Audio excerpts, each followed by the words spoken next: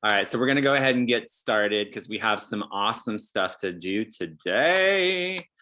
So hello, everyone. Welcome to 1 Million Cups. Grab your I just finished my coffee, so I'm not going to have any myself, but grab your coffee, grab your tea, grab whatever makes sense for you, and mark your calendars now for next week and the week after and the week after that and the week after that, every Wednesday, frankly, at 9 a.m. Bookmark the link tree. Thank you, Adele, for dropping that in the chat. And also don't forget to follow us on social media. We do know that some people have found us because of Facebook and or Instagram. So please engage with us there so we can spread the word and keep people posted about who we are and what we're about and what we're up to in the community. And so what are we up to? Well, we are a part of a national organization with many communities across the country, thousands of attendees and hundreds of volunteers who really organize this community to bring together a space for entrepreneurs to be a resource for one another. And so we are here to educate ourselves, to educate our community, to share presentations on the work that we're doing, and to make great connections with people in our community who can help us to achieve our entrepreneurial goals. And again, so this is all about sharing ideas, offering help, asking for help, which I think is a very hard one sometimes, and then building ultimately community that can support itself through the act of coming together every Wednesday morning. Hint, hint, mark your calendars. And what makes us unique and important here is that we are focused on presentations, not pitches. So this environment is not a place for you to come and try to close deals. This isn't the spray and pray model of networking where you sort of show up at an event and blast your business card onto a bunch of people and hope it sticks, but rather about nurturing relationships and really educating and informing people on who you are, what you do, and really being that connection amongst the sea of entrepreneurs in our collective communities. And what's also important for us here is that in doing so, we're aiming to be radically and intentionally inclusive. So please be mindful of your utilization of language, of your impact on others, and just be aware of what you can do to create a safe space for people to feel comfortable being a part of the Seattle chapter and the national organization throughout. Again, save this link tree here, linktr.ee/1MC Seattle, that you're going to find your Zoom link. You're going to find links to our social media accounts and all the critical details that you need to stay in touch with us as we continue to work together. We are very thankful for our sponsors, people who have gone out of the way to support us in various ways. Method customization, McLaughlin method, and as well as our community volunteers. We wouldn't be here today if it wasn't for people who volunteer their time. And there's a lot of systems in the background, things that get done by the support and helping hand of people that you see on the screen here. And we have a spot for you. See that little spot right there with a question mark? If you're interested in joining us, we are more than open to receiving new volunteers. Some ways to get involved. Of course, you can volunteer to help with a specific task. So if there's one thing that you can do for us that's time-based, hey, I can do it, but I can only do it once. That's cool, right? So for example, maybe you want to help us to spread the word, and you're willing to, post some things on social media once or twice just to kind of help us get the word out there. That would be great. But also we have very distinct roles that are ongoing, kind of like the role that I'm playing today, or the role that Adele is playing in the chat, the chat monitor. So if you are interested in volunteering, please feel free to email us at seattle@1millioncups.com, and we'll get you hooked up as a member of the organizing team. So what to expect today? We are going to have a 6-minute presentation followed by a 15-minute Q&A, and then we're going to move into Espresso Round. So it's one presentation, Q&A, then Espresso Rounds, where we'll get a chance to hear from each other. And so we are not going to do a breakout room today. It's just going to be us in the space. coming together and being a resource. And so today we have Lei Wang, who's presenting. So Lei, I'm going to pass it over to you to present in just a moment. But as she goes through her presentation, we ask you to be a supportive listener. This means try your best to remove any distractions. So I know for me, I have to flip over my phone so I don't see the red dots and the dinging and the binging. And as you watch, pay attention to what stands out for you. What do you want to learn more about? And also, where could you share your expertise? But I'll say this about that. Perhaps instead of saying, hey, you should, and this goes to this next point here, hey, I'm a marketing expert and here's what you should do. Instead, ask it in the form of a question. Say, hey, I noticed this and I'm curious about, right? Think about how your questions can actually be the thing that frames your expertise. And so that being said, I'm gonna stop my screen share and pass it over to you, Lei, to share your screen and do the presentation. Thank you.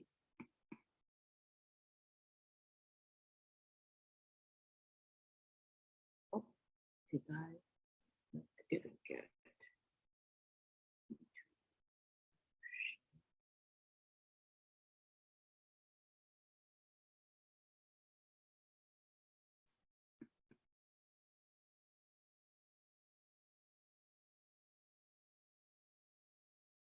Now everyone see my screen? Okay, now I think that works now.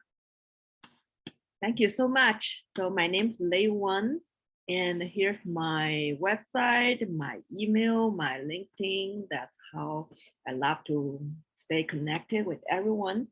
And my story, just the background about me, is I grew up in Beijing as a school kid, the perfect student, kind of well-behaved kid all the time. And I came to United States after college, and I was educated in computer science and then MBA in finance and marketing. So I worked in corporate for many years in technology and in finance. And then in 2004, I had a daydream that I want to go climb Mount Everest. And so from there, my life totally changed. I switched from a book nerd, corporate ladder climber, and who actually had no athletic background at all, to start running, hiking, learning climbing. And so in 6 years, by 2010, I climbed the highest mountain on each of the 7 continents, and I skied to the North Pole and the South Pole, that I became the first Asian woman to complete that, called Explorers Grand Slam. And I was the number 4 women in the world to complete that. So after that, of course, my life totally changed, because I don't care about missing something, lost something, not in that way. I mean, like losing a job. I'm not going to find another job. I switched my career track. It's okay. I can try anything new. I'm not afraid of failure. And my life perspective totally different. Whenever I see something new, I don't think, oh, that's impossible. No, I'm going to give it a try. So for me, from there, my spirit totally changed, and people love to hear my stories. I became a motivational speaker. I spoke internationally, and also I did the consulting and the coaching with big corporations on leadership coaching, executive coaching. And then, yeah, of course, I also wrote books, that because people want to hear my story and all those things. So then, of course, in pandemic, things different, and speaking came to a stop.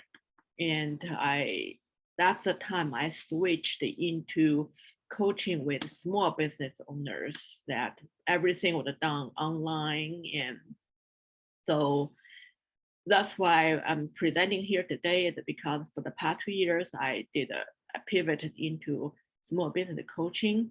And I want to show you what do I mean by what do I do with small business owners. This one. So when I was coaching corporate, mostly was on the leadership coaching, corporate politics, relationship, how to ascend your career ladder, and all those things. But with small business owners, it's totally different because I know in the pandemic, everyone get into become an entrepreneur. And for small business owners, they're overwhelmed with, and it's not about the leadership anymore. It's about survival. It's about making money, about the business strategy. So I felt like, okay, I put my MBA in finance and marketing into the place, even though there's still a lot of mindset coaching involved.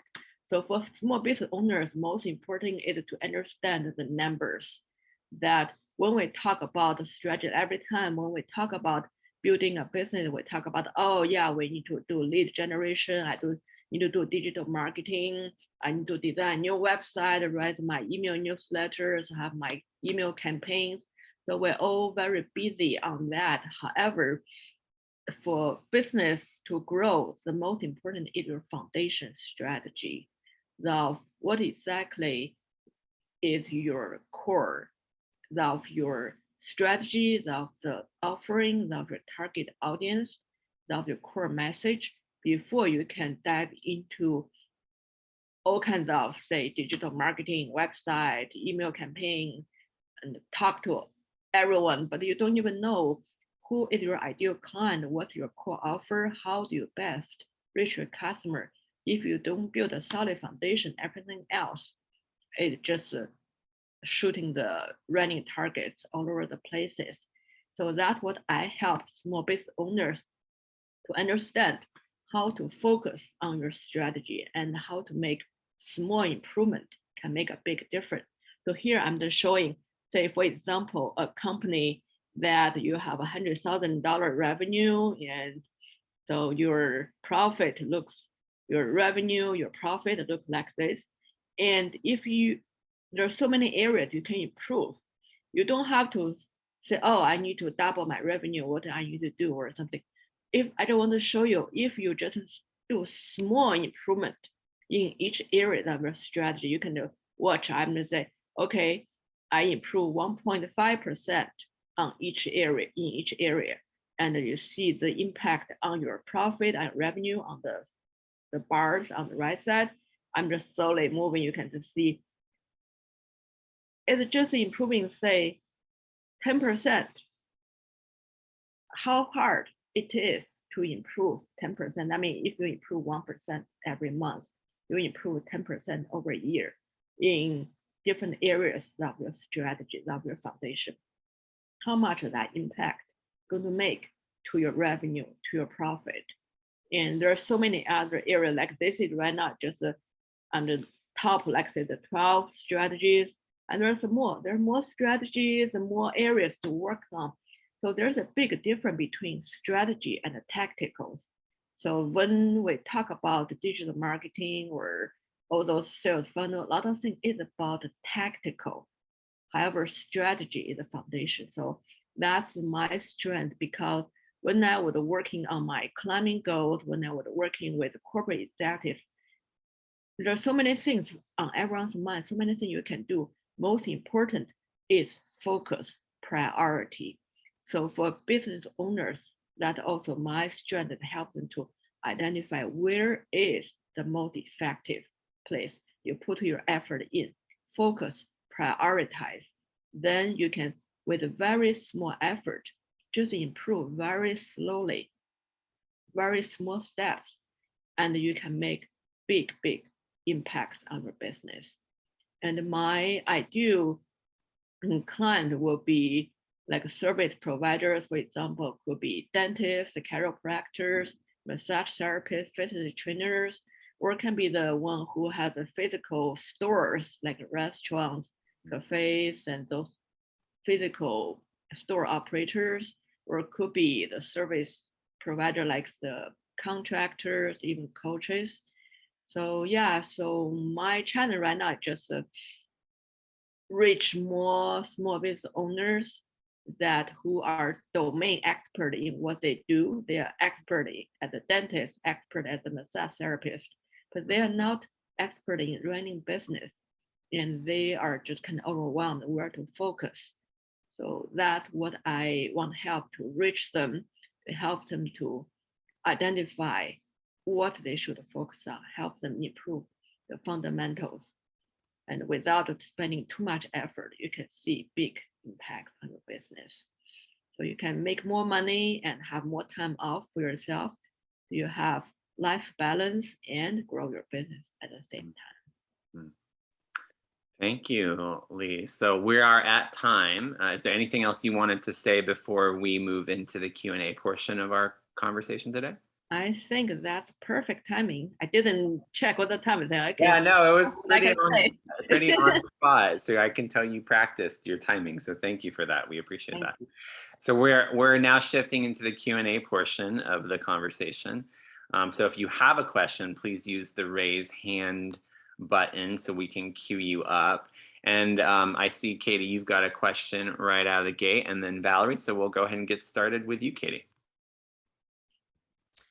So hi, Lee, thank you for being here, and really cool to hear just the journey that you've been on, in your life. And I'm curious, like, how you mentioned a little bit about when you start coaching with business owners that like sometimes there's some mindset stuff that you work on, and I'd love to hear a little bit more about kind of what that looks like and how you help folks there.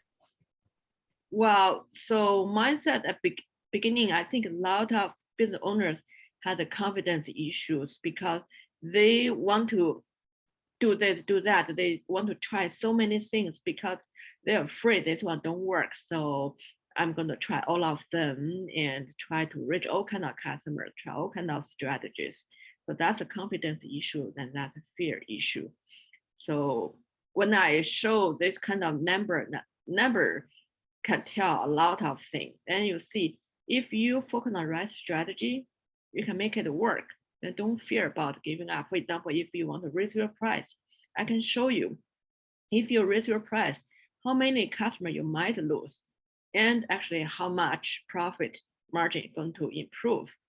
So you're going to, oh, okay, actually I can afford to lose a few customers who are not my ideal customers, but I still can improve my bottom line. So then I can take away the fear of trying this strategy or that strategy. So when you see the numbers, you can believe, okay, now I see if I miss this strategy, miss that side, actually it doesn't really hurt me, actually helps me and help you focus better. And when you fully commit to this strategy, you make it work. If you have the fear, I'm going to try all the different segments, I'm going to try all the strategies, you're not focused, then you're not going to see the results, and you keep on spinning. As some people come to me, they be spinning between multiple strategies, multiple segments for years, and then none of them they're fully committed because they don't believe any of them can be enough for them.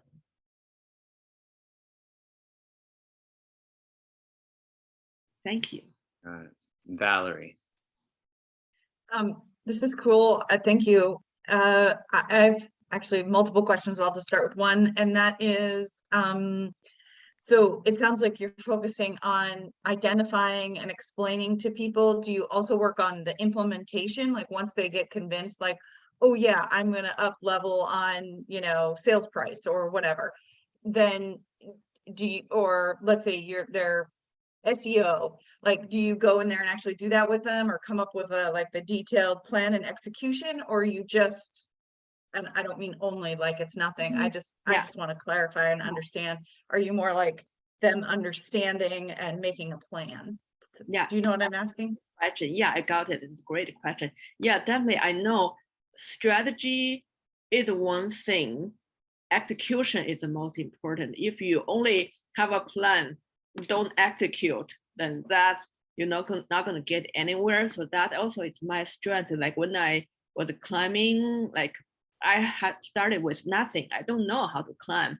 So I figured, oh, this is what you're going to do. I have to learn this, learn that. And I get into execution. The key about execution is when you believe in that and you focus on that. Now we all, like I say, small step can yield big results. So if I believe in that, okay, I'm only going to take one step this way. I'll keep taking another step, keep taking it, because I believe I will get there. So that's how I climbed. And the same thing for business.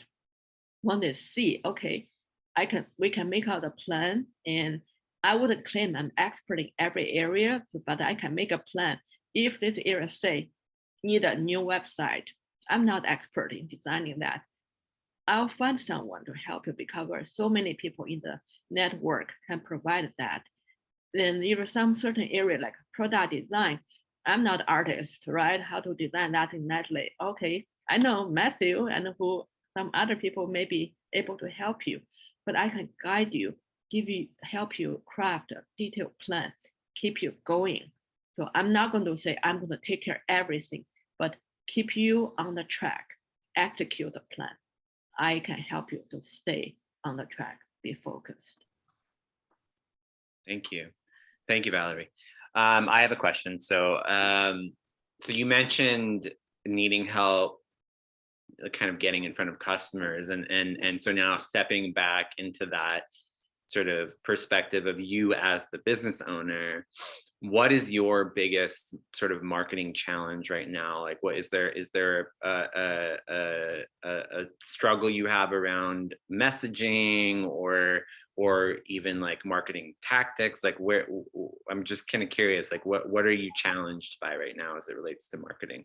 I think I need to reach more like people who almost like a partnership, referral partnership that can connect me to more, because this relies on me talk to one person at a time, and I'm actually have a pretty full schedule.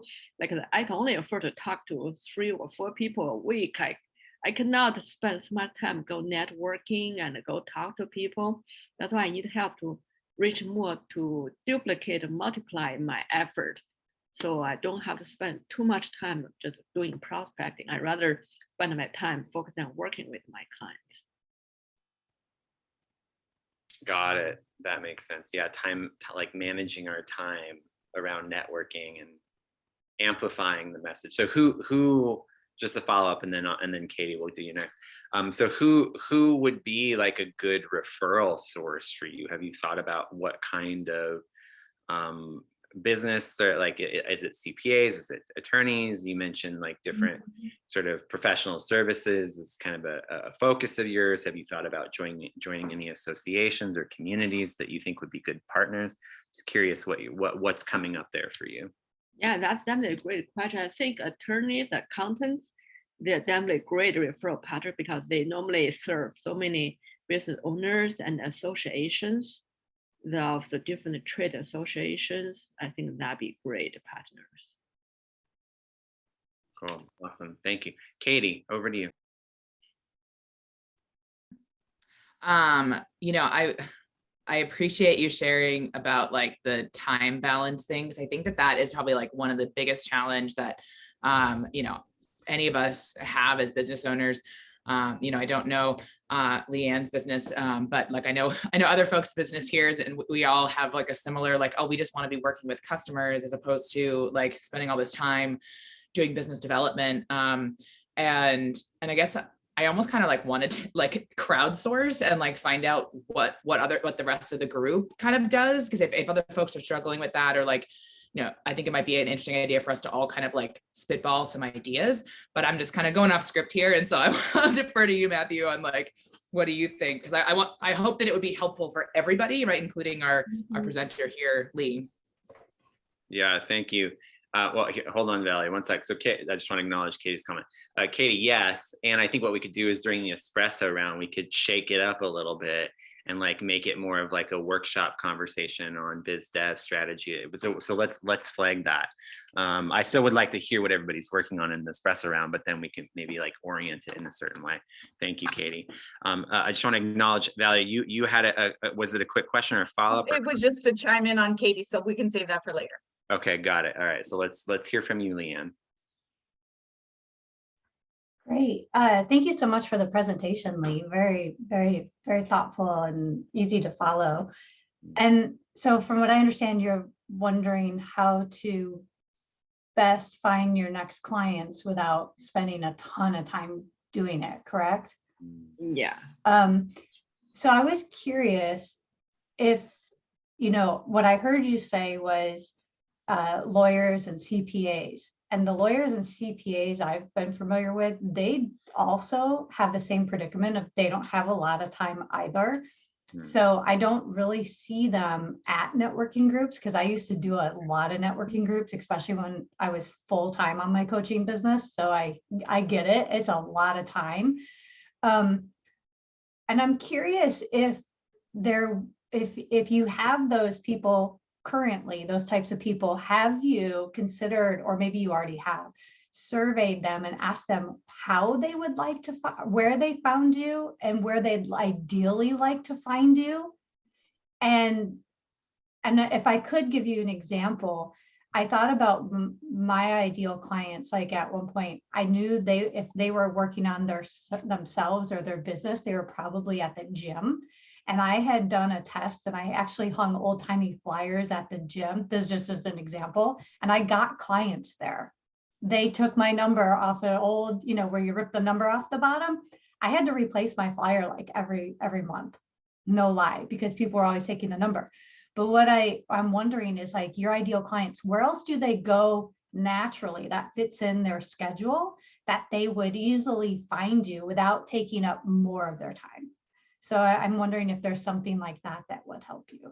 That's a great idea. Thank you. Mm-hmm. Cool.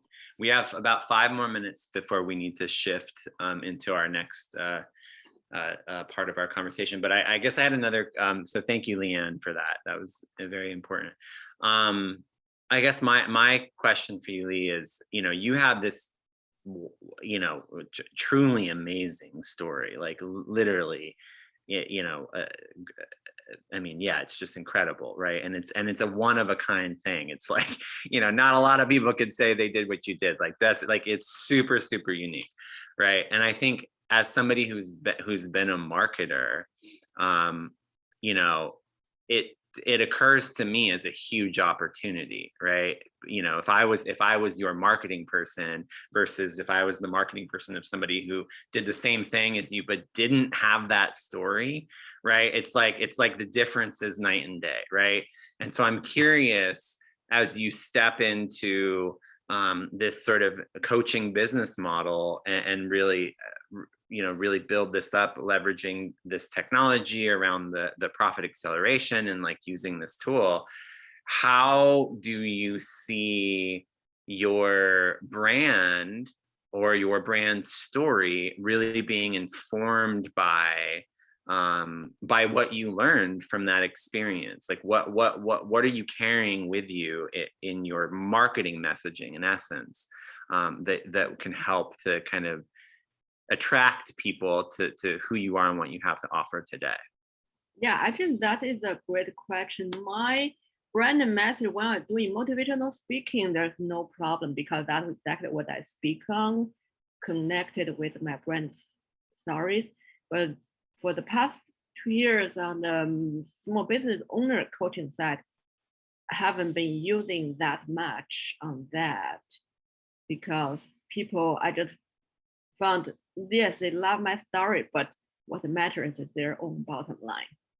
Who cares about your story? I want to know what result you can do for me. So I'm focusing very down to earth now, what we can do for your business.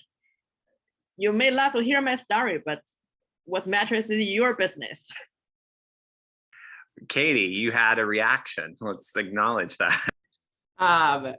So a part of why I love being here is just like I love like kind of ideating with people and like hearing like their story, and it made me think of like, what if you were to try something, like I'm sure you met with so much adversity in your journey and like had to overcome like your own physical, limitations, and like had to do things to work on that, and had to like overcome your own mental. I mean, I have to imagine climbing these giant mountains, like you get to a point where you're like, I just can't, right? Like mentally, that's what happened to me, at least. And so, I just wonder if you could use some of those stories when coaching your clients. Like, I feel like that might be a kind of relatable thing of like, hey, I know this is hard, and here's how I know that like anybody can do this, or you can do this, or I don't know, just an idea.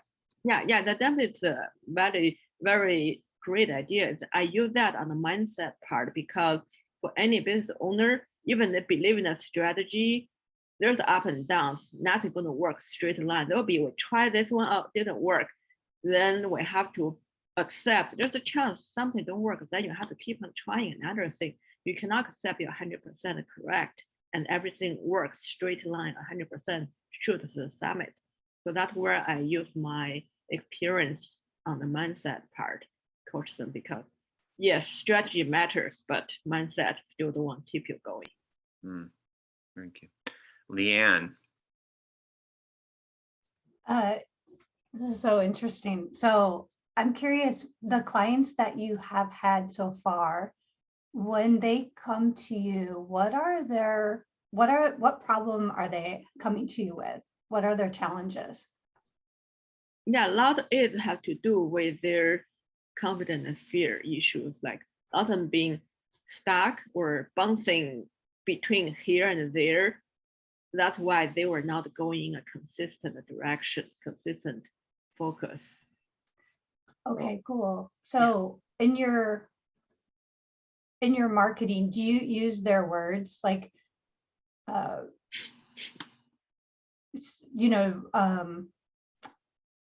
you market yourself as the confidence coach or business confidence or anything of that nature that speaks to the problem? I didn't. I just general business coaching.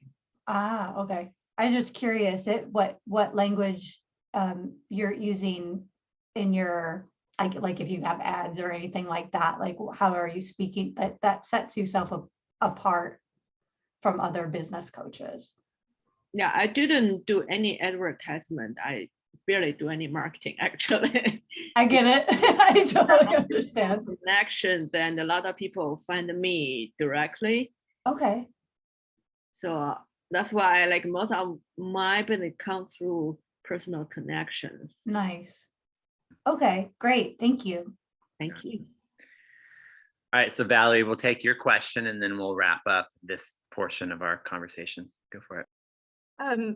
I will just comment in case this is helpful, because I know we're leaning towards a lot of confidence and mindset and all that stuff, and that's all like super crucial. But I actually am a CPA who supports small business owners, very similar to yours, and I see that all the time that sometimes that confidence comes with knowledge, with understanding, with clarification. So like that chart that you showed us, I'm looking at your website over here, where you're actually like getting down to the brass tacks of like here's the mechanics of how things work. I find sometimes that you don't have to do as much mindset work if people can just see, right, this is how it works.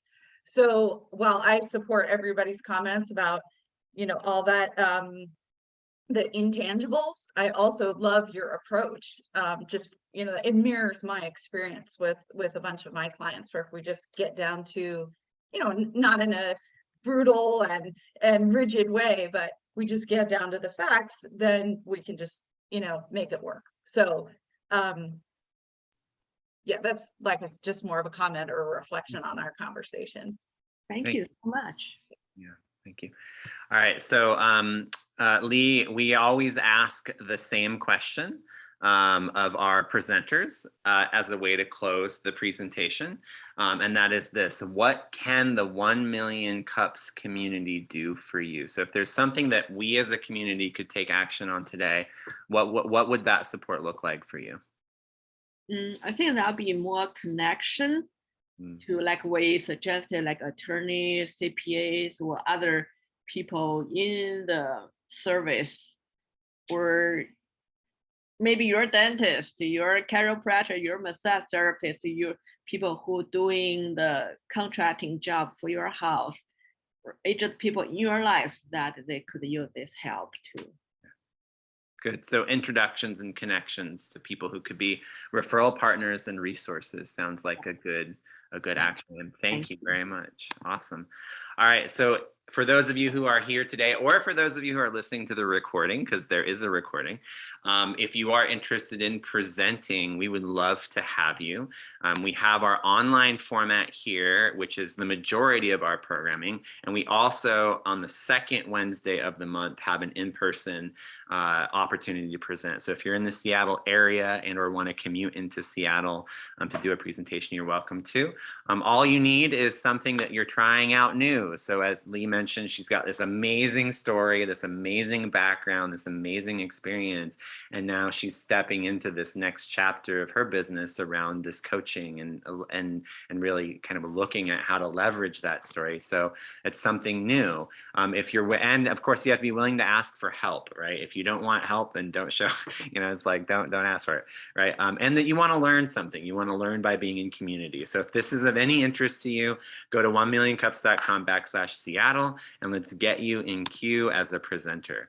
And so now we're going to shift into this sort of espresso round. And Katie, I'm going to stop the screen share here. And I know that you had like kind of planted a seed, and then Valerie, you said you had something to say.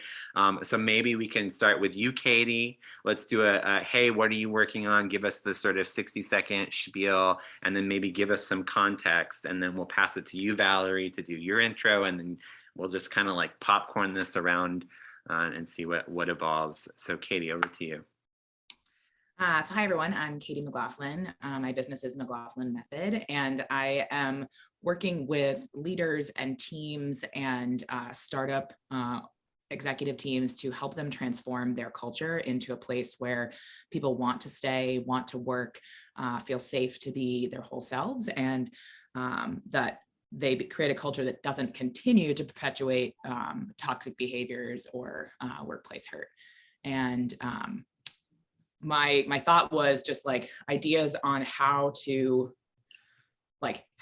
figure out how to balance the time that is required to like get our names out there and like have people know what we do, while also like turning that into clients. So like, is it direct one-on-one meetings with potential clients? I've got a bunch of the marketing engine happening out there, but that was kind of my like, how do we do this as a team? Cool. Valerie. So my quick intro is I'm Valerie Mosley, and yeah, I am a CPA, and I've kind of flipped the script on taxes. So a lot of tax firms will prepare your tax return and then try to add on consulting work or advisory work on top. But I actually start with the advisory work because I think that's where the juice is. And then if a tax return comes along for the ride, great. But otherwise, a lot of my clients either do their own returns or have another preparer that I coordinate with. So, and most of my clients are startup businesses to exit anywhere in that cycle. And I focus on, smaller businesses up to say 10 million in revenues or so. Some of them are 20, but a lot of them are micro, so anything in between. So my thought was on this, on Katie's topic, just the one idea that popped in my head was, we asked, where do I get my clients? And sometimes just showing up to places like this or a few networking groups. But one place where I've been successful is teaching and educating, speaking. So that's just an idea, especially because you do have a public speaking background, doing 45 minutes in front of a group with like, here's some, demonstration of your knowledge, but something that they can take away with them that is really, useful. So that's just an idea. Oh, and one other thought, like you said, CPAs and attorneys, and I would add on to that list bankers, lenders. Those are also folks who want to see good numbers out of their clients. And so since you're helping them like move levers, like, okay, if you borrow this much, you could do this much with it. That also might be useful. So those are my two thoughts. Cool. Thank you. Who would like to go next?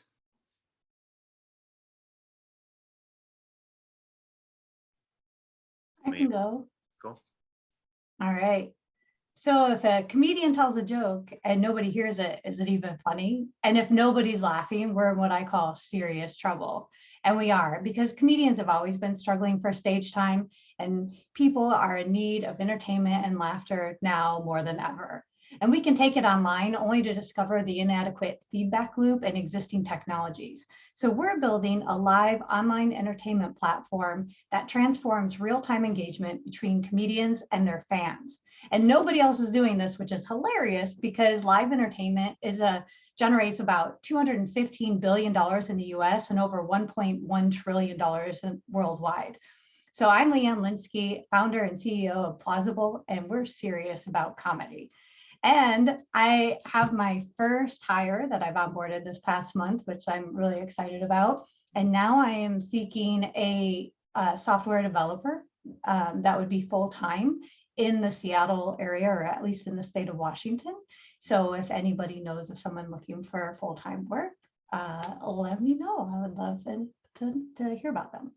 Cool. Thank you, Leanne. Thank you. Thank And just out of curiosity to kind of acknowledge the thread here, Leanne, what are you doing in terms of business development and networking and kind of leveraging, this one-to-many, one-to-one sort of dynamic?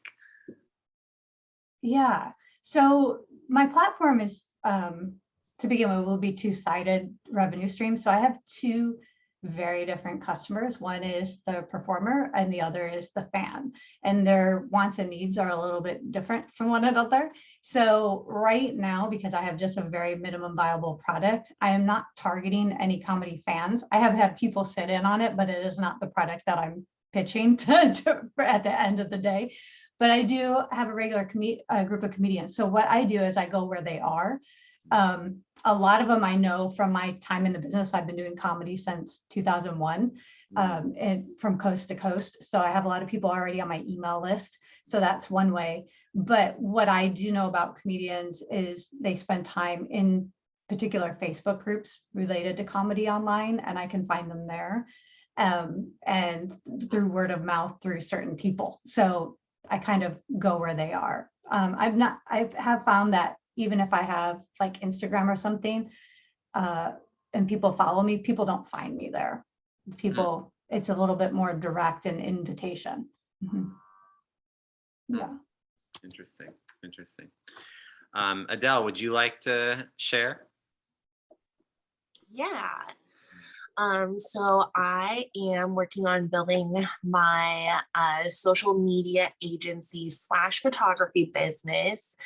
I definitely am not opposed to working with people remotely, but I'm trying to focus on like local clients, because I love to do the content creation and the photography myself, as opposed to having someone send it to me.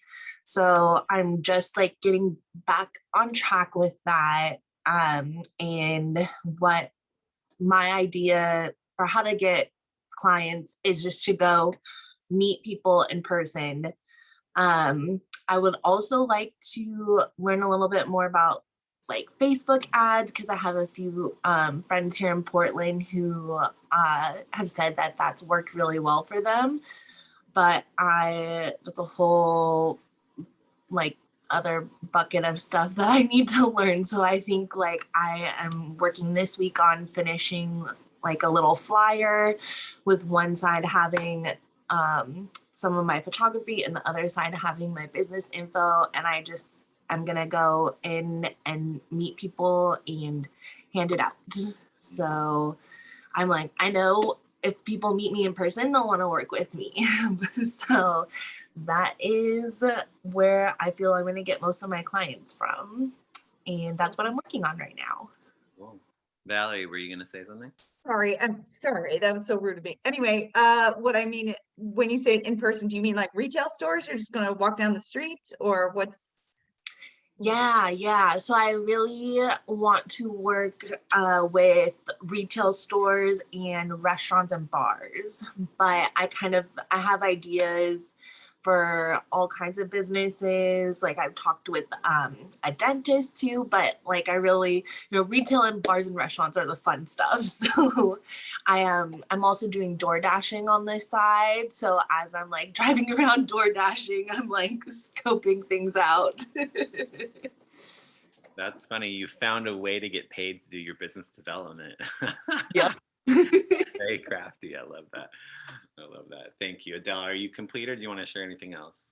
Yeah, I'm good. Thank you so much. Awesome. Yeah, so I'll just share a few words. So, I started a company this year, 10kcreators.com, focused on helping artists to improve how they make and manage their money.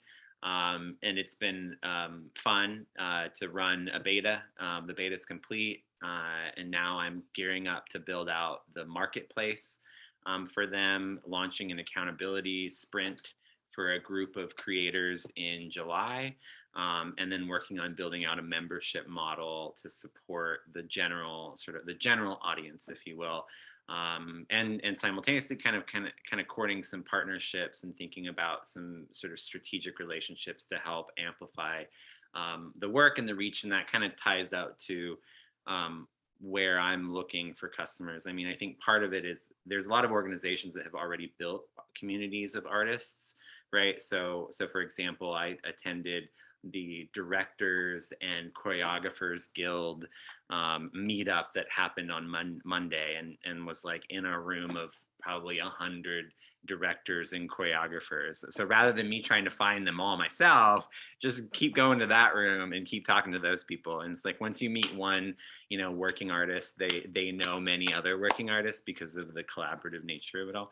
So I think getting more involved in the arts community at that level has been part of my strategy on a group level, but then also like there's amazing artists online making awesome content. And one of the things I did last night, which maybe was a little bit of a time waster, or maybe not, was I was like, okay, I'm going to go on to TikTok. And I just like follow my curiosity and I look for originality and creativity. I'm like, oh my God.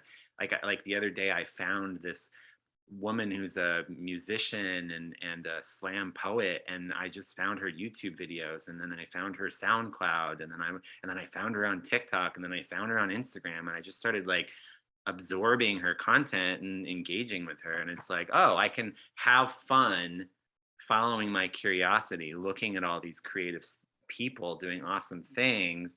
And so like that's also been part of my, I think, process too, is just like go find the art that I enjoy and then engage with the artist that's creating it, for whatever that leads to. So we are coming up on time. So I'm going to do the sort of closing slides just so we can kind of put a cap on it. And then I'll leave the room open for additional chit chat. But give me a second to just jump over to those slides. All right, so again, just a reminder, we are looking for volunteers. So if you have any contribution you can make now and into the future, please do let us know. And please save this link. What I do is I create a recurring calendar event in my calendar every Wednesday morning at 9 a.m. and I just copy that link and paste it in the description box so I know where to go. I don't have to think about it. And if you do run into people who you think would benefit from being a part of this community, plugging into a network, it's super simple. Just say 9 a.m. on Wednesdays, here's the link, come when you can, right? We keep it super simple. Next week, since we were talking a little bit about marketing, and that kind of came up this week, next week's presenter is a company called Meet Maya AI. I have no idea what they do, in part because I was looking at their website. I was like, oh my God, this is so curious. It's like AI and marketing, and I'm not quite sure. So I think you should come and find out, because I know I'm curious how they've addressed the AI piece of marketing. So come to that. And then again, just a quick note and reminder, the second Wednesday of each month, we are meeting in person. It's at Expansive, which is in Pioneer Square. They've been wonderful partners for us. as a space, as a venue. We are always looking for contributions, sponsorship contributions. So if you know anybody that's a local retailer that makes coffee, provides baked goods, etc., please connect them with us. We can give them a little bit of promotional support in exchange for their contribution. And also know that even if you can't come in person, we have found a way to make it engaging for both our online and our offline participants, including having your face on the screen so people can see you, providing a chat monitor who's on hand, who can engage with you. If you can't speak during the event but want to add a contribution, whether it's a question to the speaker, you are involved. It's not a passive participation, even when we are virtual. So with that, I'm going to end the slides and say thank you so much for being here today. And I'm going to leave the room open in case there's anything else people wanted to share, say, etc. Cool. Valerie. Oh, I have to jump to my next thing. So I was just unmuting to say goodbye. Hey, thank you, Valerie, for being here. Yeah, great to see you all. Yeah, nice meeting you all. Thank you.